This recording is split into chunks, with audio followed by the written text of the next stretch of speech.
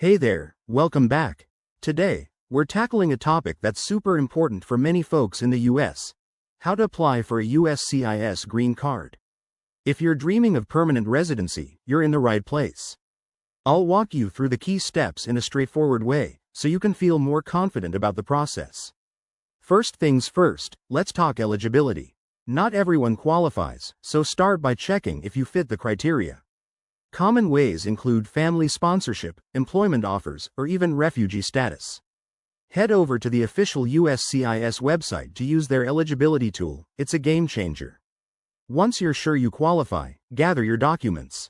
You'll need things like your passport, birth certificate, proof of your relationship or job offer, and any prior immigration records. Don't skip this step. Incomplete applications can lead to delays or denials. Next up, select the right form.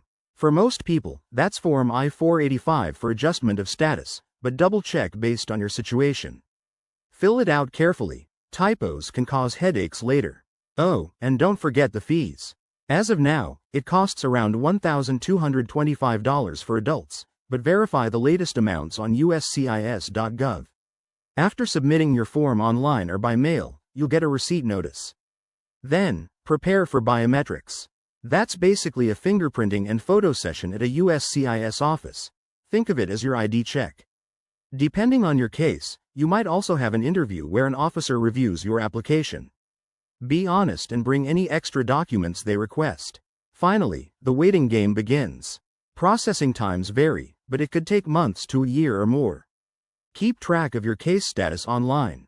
Remember, immigration rules can change, so stay updated and consider consulting an immigration lawyer if things get tricky. They're worth it for peace of mind. Thanks for watching. If this helped, give it a thumbs up and subscribe for more tips on navigating US immigration. See you next time.